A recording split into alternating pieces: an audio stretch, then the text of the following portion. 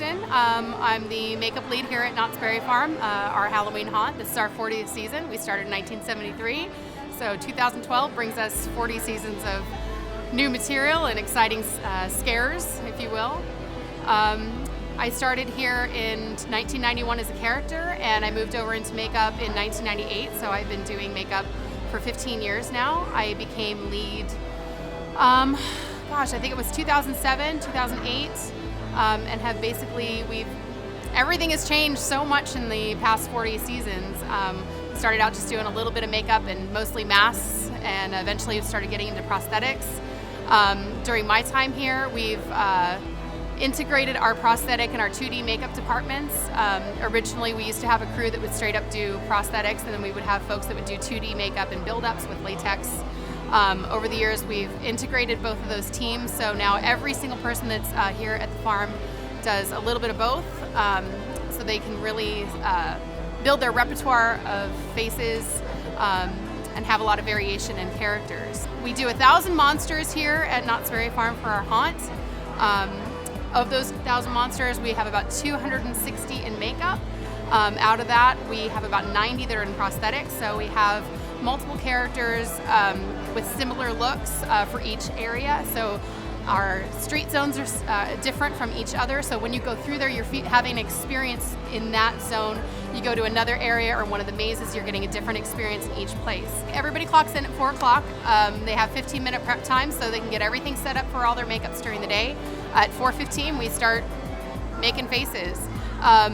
They do makeup for 3.5 hours, and in that time, that's 260 makeups that we're doing in 3.5 hours with 32 makeup artists. So everybody does about 8 to 9 makeups depending on what their particular stack is. Teamwork is actually a big part of what we do here because we want to make sure that everybody is learning from each other, getting creative, bouncing things off of each other, and it actually makes a really great environment for our artists to learn and to grow and to keep getting ideas from each other. My favorite makeup of all time has always got to be the bride. I used to do the bride's makeup myself many years ago. She's one of my favorite characters. She's just 2D makeup. She's kind of gaunt and drawn in, but perfect red lips and scary eyes, and she runs around there like a crazy person, but she is fantastic. She's been here for 17 or 18 years doing the same character, and she's amazing, so it's really great to be part of her legacy over the past 20-ish years that she's been doing it. Basically, we walk through all the mazes, we walk through all the different scare zones.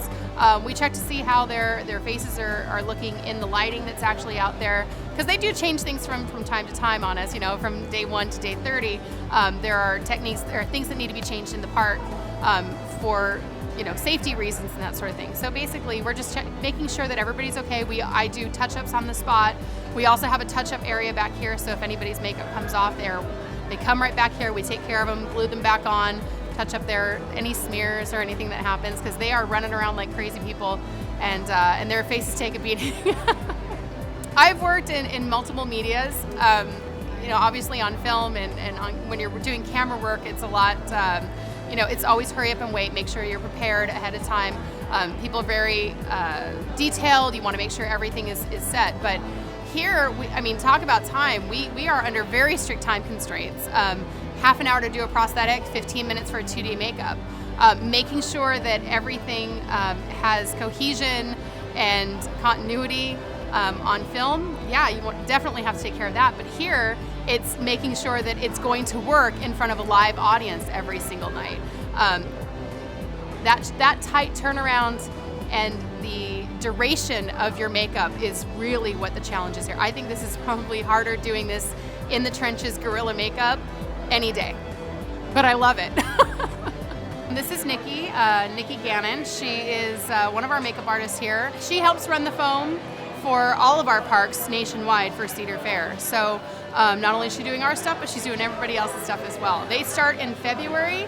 Nikki actually came in July, but the other half of that foaming crew, Monica, she's here year-round, cleaning molds, scrubbing molds, doing all that fun stuff. We do our own sculpting, our casting, the whole banana. We have an artist who's been here the entire 40 seasons.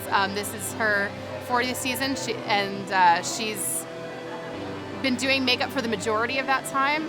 She actually started out as a character much like a lot of our folks here, because a lot of people they want to come out and be a character, and then they realize that the backstage area is really more appropriate. That's actually how I started. I started as a character and realized I want to do some makeup. I've always been an artist at heart, so I look for that in people here. I have 32 artists. I have an assistant and myself, so there's 34 of us that get this event ready every night. I've got people who return season after season after season. I've got some new people here who've never worked, and just today I was told, thank you so much for bringing me on to do something like this. They've never had an experience like this before. It's very familial, not just with our makeup artists, but also with our cast and our talent. People come back because they love being here. There is a synergy here that I have not experienced anywhere else. The management, from the management to the talent, to the makeup artists, to the wardrobe, to the props, the maze designers, everybody all has the same vision, and we all work every night really hard to make sure that comes through and comes together for our guest experience. My name is Lydia Warden, and I've worked Knott's Scary Farm for 40 years. And we really had a lot of freedom back then. We'd make them look like whatever they wanted. Some of them wanted to be pretty, which we really didn't like that, but we did it. If we liked them, if we didn't, they got to be the ugliest thing we could think of. When the lines got backed up, it was cuts and bruises, so they'd come in and get a cut here, bruise there, and out the door. But we also did hair. They went down the stairs and they had their hair done, so we had to do the total look, and we only had a few minutes to do each makeup. So that was fun, and I don't even know how many years that went on. And I don't know, it's gone through so many changes. Now you look at the makeup and it's so much more different. We use prosthetics, pieces, and things like that. Back in the early days, we just used powders and paints. And it's come a long way. In fact, if you look at the new people this year, they're intimidating. But it's fun. It's a fun place to work. And the people you meet here, they're family. If you need them, they're there. You know it. And even though we only see each other once a year for a long time, they're there, and you know they are. You know in your heart that they're there. And that's why I keep coming back, for the people. So I love them all, and it's just been a great run. The makeup that we do here is, we are a show.